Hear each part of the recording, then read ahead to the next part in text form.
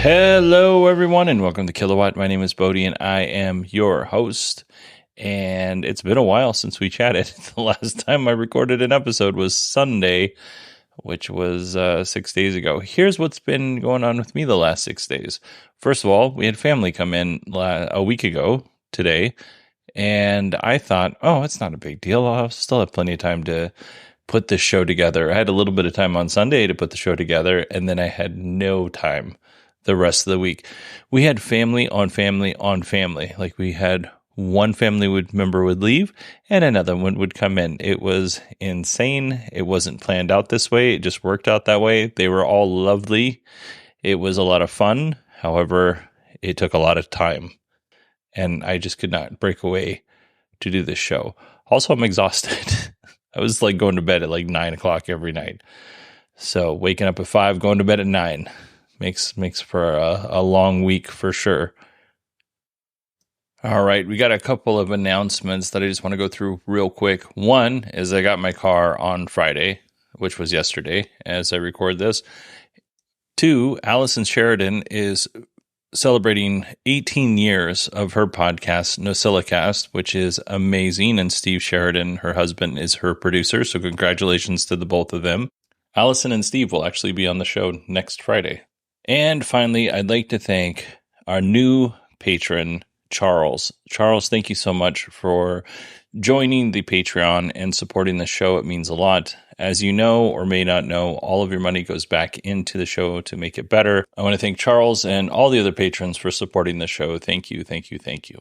All right, let's go ahead and jump into our EV news. LNG Electric has announced that it will install over 13,000 level 2 EV charging stations at hotels and install charging stations at more than 40 multifamily communities. This is fantastic. The goal is to have this complete as soon as 2028, which seems very, very ambitious. I'll keep you posted as we get updates. The name Bluebird might be familiar to you if you live in North America. They build school buses.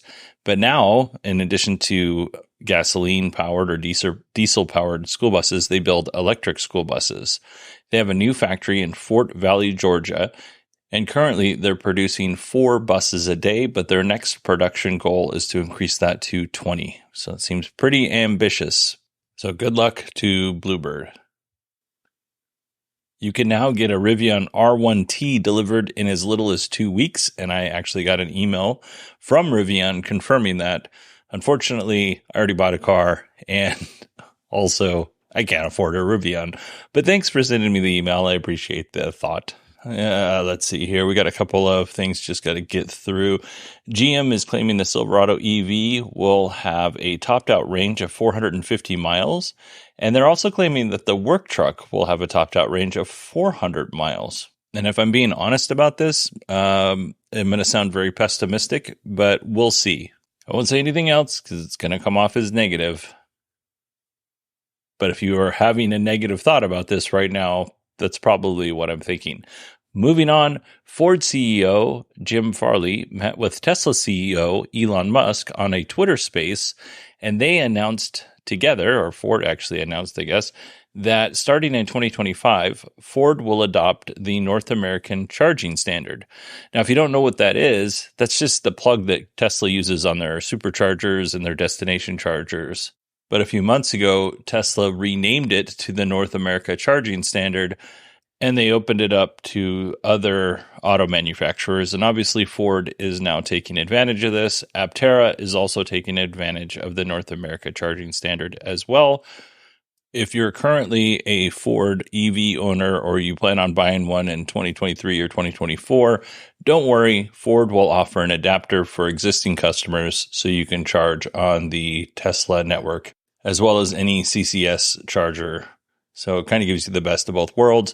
I'm guessing that this, adapter is going to cost somewhere in the neighborhood of $300. Could be a little lower than that, but that's my best guess. Eventually, we're going to have one charging standard, and everybody who owns a vehicle or buys a vehicle before we get that one charging standard, basically runs the risk of using a dongle for the rest of the time that you own that vehicle. until you upgrade to a new one, because one of these standards is going to win out. Whether it's Tesla, CCS2, it's probably not going to be CHAdeMO, but who knows? Could be. But eventually we're going to have one plug to rule them all. Moving on from nerdy references, VW Group is quite confident that they can deliver a $27,000 or €25,000 EV without losing money. I love this confidence. I hope you can do it. And just kind of as a side note here, the US version of the 2024 ID Buzz will debut January 2nd in California. Now, on January 3rd, I will be chatting with Bart Busschots about some EV stuff, and we'll, of course, share that with you when we're done recording it. But one of the vehicles that he tried out was an ID Buzz, and I'm excited to get his thoughts on the vehicle. So stay tuned. VinFast, the Vietnamese EV maker, is going public with a SPAC, which is a special purpose acquisition company. Basically, a SPAC is a company or a placeholder that's already traded on the stock market, and then a merger occurs, and then that becomes VinFast. This was kind of a popular thing to do a couple of years ago, but now I think it's kind of looked down on because a lot of companies that shouldn't have gone public, like Nikola Motors, for instance, went ahead and used a SPAC, and now Nikola's, close to being delisted because they're not meeting the targets that they need to hit as a public company. So hopefully it will go better for VinFast than it did for Nikola. Lucid Motors also went the way of the SPAC, and they're hanging on. I'm not going to say they're doing well, but they're hanging on. Kia and Hyundai will build EVs in Mexico so they can take advantage of the Inflation Reduction credits here in the United States. And that story should have gone at the top of the segment, not right there. Not really sure why I put it there. Moving on, Nikola Motors announced a loss for Q1 2023. As a result, they have paused production of the Nikola Tre battery electric vehicle.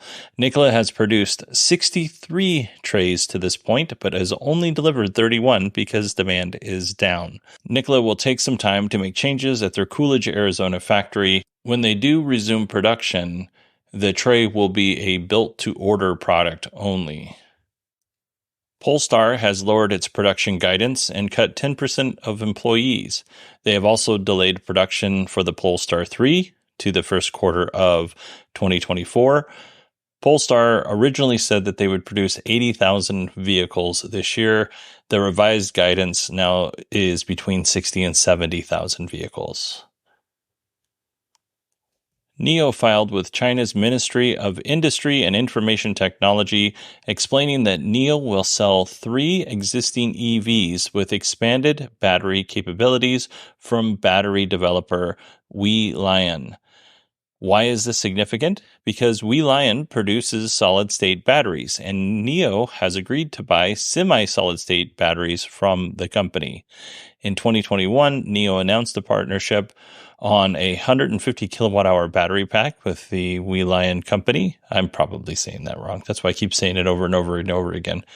But nothing has happened to this point. Maybe this summer we'll see some NIO vehicles powered by a semi-solid-state battery. We don't know, honestly, if any of this is going to happen. It's actually rumor, but it would be cool if we can move in that direction.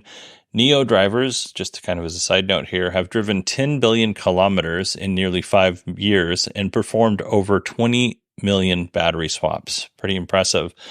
And as long as we're on the topic of battery swaps, NIO operates 16 battery swap stations in Europe, and now NIO has partnered with Shell, the gasoline company, to bring the first partnered battery swap station to Europe. The pair actually announced this 2 years ago, but they're finally making it happen. Shell has been making a lot of moves into the EV market. They currently operate electric ferries in Singapore. They acquired Volta, and they've partnered with BYD in China. And Shell has a goal of having over 500,000 charging points by 2025. One last thing about NIO before we end the EV segment. NIO has also released a new redesigned ES6 SUV. Okie dokie. Let's move on to our Tesla news. Elon found a new CEO for Twitter, and he says he can now return his focus to Tesla. I'm sure you've all heard that, but these notes were written a week ago. So, some of these things you may or may not have heard. Electrek has seen internal Tesla documents showing that the Tesla Powerwall 3 is about to be launched, and it'll have an 11.5 kilowatts of power for output. The current Powerwall Plus maxes out at 9.6 kilowatts. Tesla may be expanding its FSD beta to Australia, Germany, and Belgium. Apparently, Tesla's been doing some internal testing in these countries, and TeslaScope on Twitter at TeslaScope has hypothesized that full self-driving beta may be on its way to customers in these countries soon. Since we're on the topic of FSD, Tesla has started monitoring driver yawns, blinks, and other indicators that the driver might be sleepy with the in-car camera. This information comes from Twitter user and hacker Green the Only. Let's see here. I've got one more thing on FSD. Elon says that once FSD is super smooth, then Tesla will offer a free month trial of the service.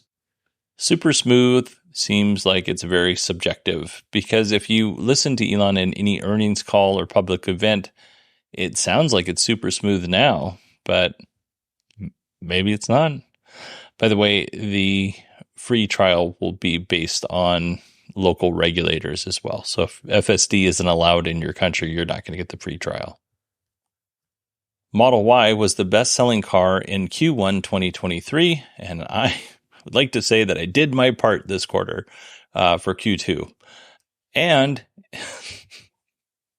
if this isn't the most annoying thing ever, I picked my car up on Saturday, technically. I really picked it up yesterday on Friday.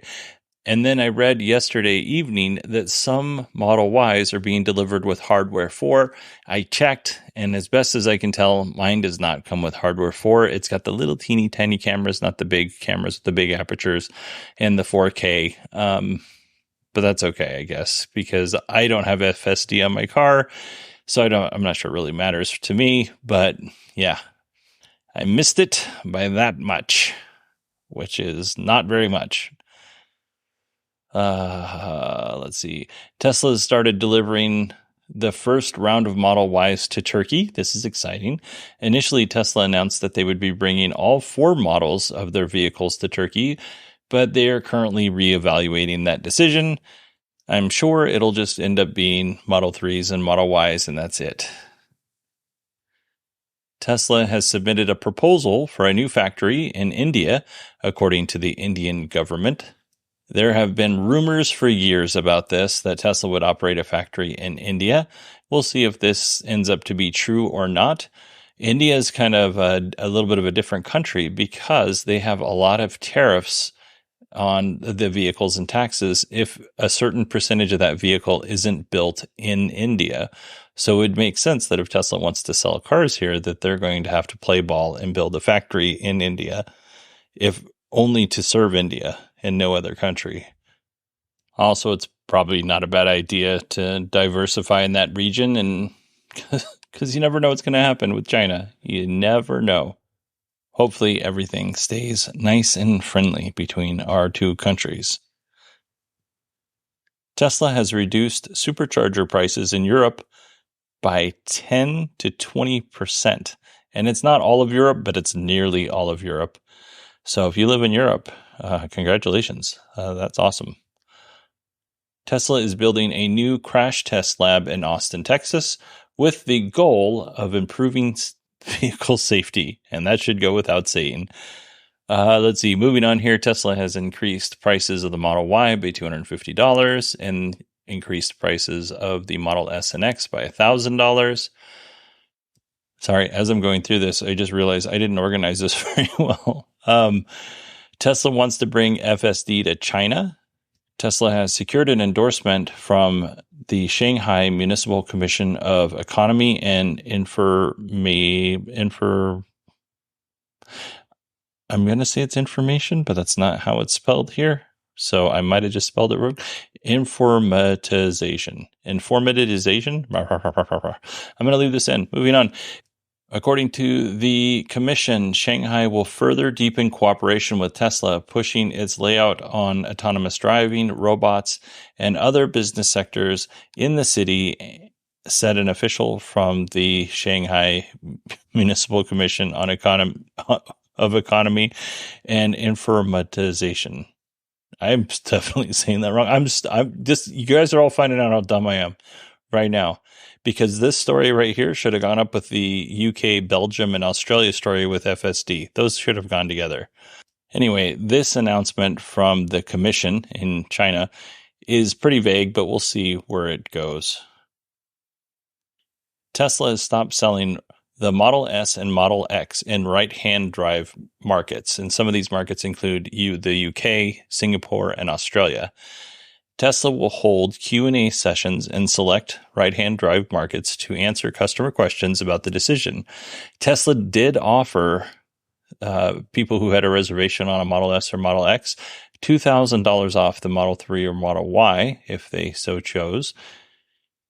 In a weird move, though, Tesla will sell the left-hand drive Model S and X in Japan, even though that's a right-hand drive market.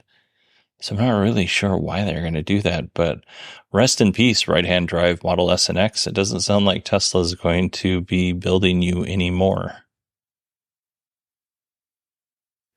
A class action lawsuit has been filed against Tesla. The lawsuit claims that Tesla automatically updated cars' software, and the owners of those vehicles saw a 20% decrease in range and, in some cases, battery failures.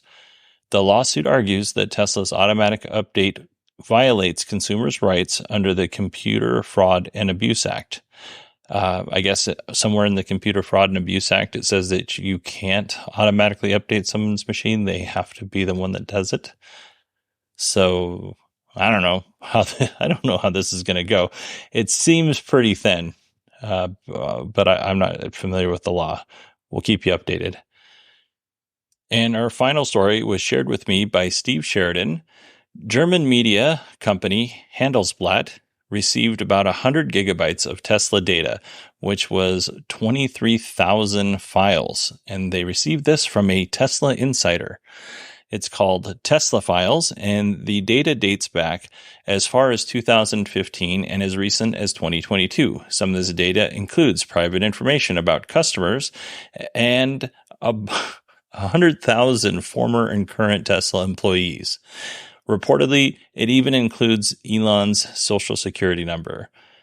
So that's kind of a big deal. It also includes confidential information about Tesla products and trade secrets from their business partners. And also found within those 23,000 files were alleged issues with Autopilot and FSD. There are thousands of reports of Autopilot and FSD issues, more than 2,400 complaints of sudden unintended acceleration issues, 232 cases reported. The National Highway Transportation Safety Administration has actually investigated these, and they found no hardware or software issues when it comes to unintended acceleration. They found these to be all customer issues. Let's see, more than 1,500 alleged braking issues. 139 of those were phantom braking, and 383 of those were phantom stops.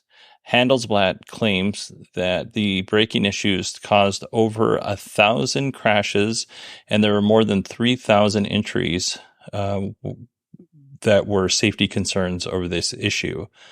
That's all we have for the moment. I went to Handelsblatt's website to read the Tesla files, but it's all behind a paywall. First of all, it's in German, but I was able to translate it to English, and then everything's behind a paywall, so it's not something I'm willing to pay for. We'll get this information as it comes out through other sources. Tesla believes the leak came from a disgruntled former employee, to which I said, duh. Yeah, no kidding. That seems real disgruntled. That makes a lot of sense to me. Also, that employee might have to deal with some repercussions for doing this. I really don't mind when people do these big data dumps when it has to do just with the company. I do have a problem when you're just basically downloading a bunch of customer information and former and current employee information and then just giving it to a company. It sounds like Handelsblatt is going through this and responsibly releasing it. But now that the data is out there, and who knows who else this person gave it to, it's not a good look for you. Like, I'm not going to be on your side if you're burning employees who have nothing to do with your grievance with Tesla, as well as customers who have nothing to do with your grievance with Tesla. There's where I draw the line on these leaks, and I think it's really in poor taste for this person to have done that. All right, everybody, that is it for our news today. Let's move on to me. And you know, it sounds very selfish, self-centered, but we're going to be self-centered for a second. I took delivery of my Model Y yesterday. We had family in town. My Model Y, we had enough people that my Model Y could not accommodate everybody. So I had to borrow my wife's minivan so that I could drive them around. But so I didn't get to drive my Model Y very much yesterday. Tesla kept it for almost a week because of an issue with a high voltage controller. And they told me that a small number of Model Ys had this issue. They replaced the high voltage controller, and then they put a test kit on it to make sure that everything's okay and safe. So they kept it for a couple extra days. The car seems to be working fine now, no issues. But overall, I'm really enjoying the vehicle. This is really stupid, but I think the seats are very comfortable. And the fact that you it's just the way that you sit in that vehicle makes it just a very nice experience. Like, you kind of just sit up and then you have all the windows around you. I don't know. I really like that part of the car itself. Haven't had a chance to really get into it and play with it or anything like that. I haven't even set up Netflix on it yet. So there's a couple of things that I'm going to do specifically for this show when it comes to the car. First of all, I signed up for Tesla insurance. I don't know if I mentioned this on the last show or not, but they wanted to charge me, my current insurance company wanted to charge me about $1,400 more for insurance. And when I was on the phone with the representative, they go, "Oh, wait, I need to charge another fee for just in case the car is stolen," because these cars are sought after and they're often stolen. And I said, "Hold on just a second. I can tell where this car is at any given moment. How is it that you, like, are you afraid you can't recover it?" She goes, "Oh, I don't know. We're just supposed to put this on here." So I did not go with them. I went with Tesla Insurance. My first Tesla insurance bill, let's see here. I got to pull it up. Sorry about this. Meant to have it up. This is terrible podcasting by me. So my first Tesla insurance bill was $161.29. That was at the safety score of 90. So Tesla is grading me on forward collision warnings, hard braking, aggressive turning, unsafe following, excessive speeding, late night driving, which that one right there is super dumb. If you drive between the hours of 10 p.m. and 4 p.m., you are punished, which I don't think is right. Forced autopilot disengagements. I don't have autopilot, so I have to worry about that. And unbuckled driving. I pulled my car out of the garage into the street without having my seatbelt on, and I currently am red on that one. I'm green on everything else and red on unbuckled driving because I moved the car 15 feet from the driveway into the street, or from the garage into the street. I find this to be ridiculous. But anyway, as it stands right now, if I look at my premium, my safety score is 93. So on July 20th, I'll pay $144.21 if my safety score remains 93. If it goes up, then my premium goes down. So if I can get around to 99, my premium goes down. But if my premium goes, or if my safety score goes down, then my premium goes up. So I'll keep you posted on how that whole thing's going. But even at $160 a month, even if I paid $160 a month for 6 months, I'm still paying way less than I would with my current insurance, which I like my current insurance, but they're a little ridiculous. And one other thing that I'm doing for this show is charging. So my wife was like, when are you going to put the level 2 charger in the garage? And I said, well, 6 months. I'm going to take 6 months and I'm going to try charging my vehicle just with a regular outlet. So today I went in the garage, I changed the outlets out because they're almost 40 years old out there. So I changed them out with new outlets, and I'm getting about 5 miles an hour in range. And I'm just going to see if I can do this without having to hit a supercharger. I don't know if I can or not. We came home from a Memorial weekend party, and Memorial Day weekend party, and I had 82 miles left, and I have to do quite a bit of driving tomorrow. So we'll see how this goes. I'm currently at 88 miles, so hopefully it charges through the night without issue. But yeah, my goal is to not have to use a supercharger at all for 6 months and just to use the regular outlet in my garage. We'll see if we can do it.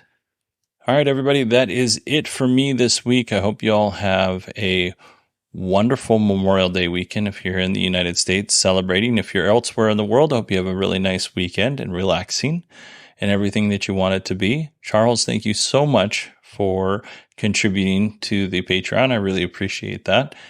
And I will talk to you all on Tuesday.